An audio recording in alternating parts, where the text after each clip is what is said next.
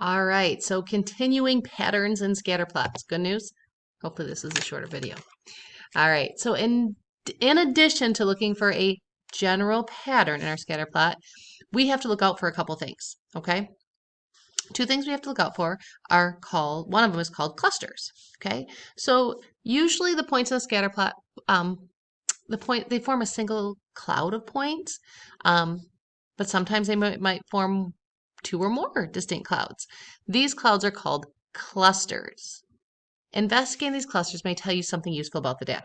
Okay, so not always, but if you kind of look down here at this graph, you can see how these are kind of grouped together.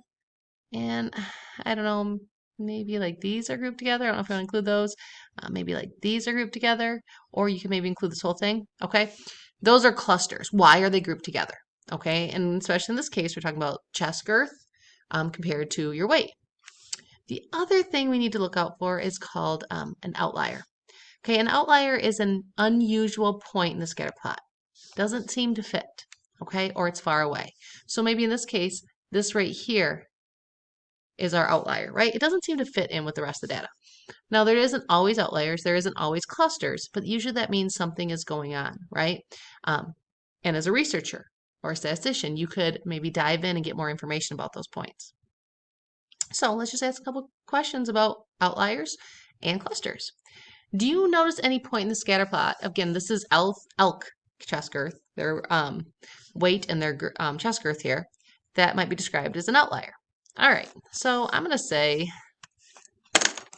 the point at 98 centimeters chest girth and 100 kilograms. Okay, that's what I'm looking at right here. Like about here, is it about at 98 and 100?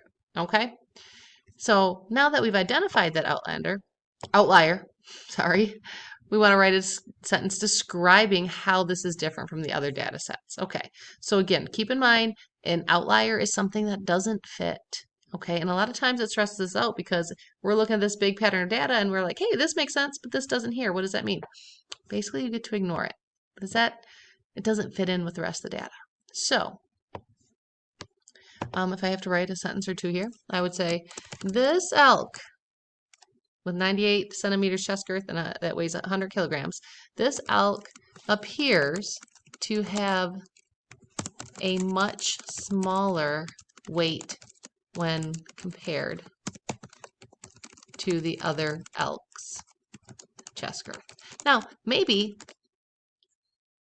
they have they took data on a bunch of grown-up elks and they just happened to catch one like younger elk. Maybe this one has a disease or a sickness which is causing it to be smaller. We don't know, but that is something you could take at the next step. Okay. So then it says, do you notice any clusters in the scatter plot? If so, how would you distinguish between the clusters in terms of chest girth? Okay, so I'm going to kind of just group them here, right? We're going to have from about, I don't know, maybe 105 to 115, maybe like 130. Let's write these down. Okay, so I'm just going to try to identify them like that. Did I notice any clusters? Yes. Okay. And if I distinguish them in terms of chest girth, I would say their girth here, about 105 centimeters to 115. And all I'm doing right now is I'm identifying my clusters. So if I go from 105 to 115, that's talking about these right here. Okay, 130 to maybe 142, and they're approximations. That's okay. What did I say? 130 centimeters to about 142. I don't know. And then there's the ones above 150 centimeters. Okay. These up here. Why? Why would these be grouped together? Why would there, of all the elk, why is there none in between here? Why are some reasons that these five might be grouped together, these five might be grouped together? So think about what you know about mammals, about animals, right? Maybe they're the same age, okay? Maybe they're the same age, okay, or around the same date of birth. Maybe maybe some are male or females, or some are babies, right?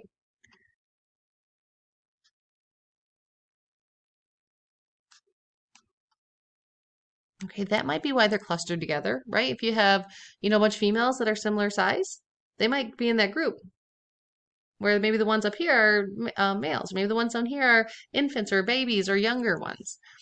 Maybe we don't have enough information on this. I could go click on that link, but um, maybe these came from all over different areas. Well, maybe it matters their size on where they live. Do they have a really good food source? Okay. So this is what I mean is we're just touching the base. Okay. We're just being introduced to scatter plots because a lot of people spend their lives and make pretty good money researching this stuff, collecting data. It's all over the place in wildlife, in medicine, um, in safety, different things in car safety or factory safety. There's a lot of research is done, and when you have things like outliers and clusters, researchers don't necessarily, or statisticians don't necessarily stop there. Okay, we're going to stop there, but they don't necessarily stop there. They're going to dive in and figure out what they can know, and that's really the power of scatter plots and looking for statistical relationships.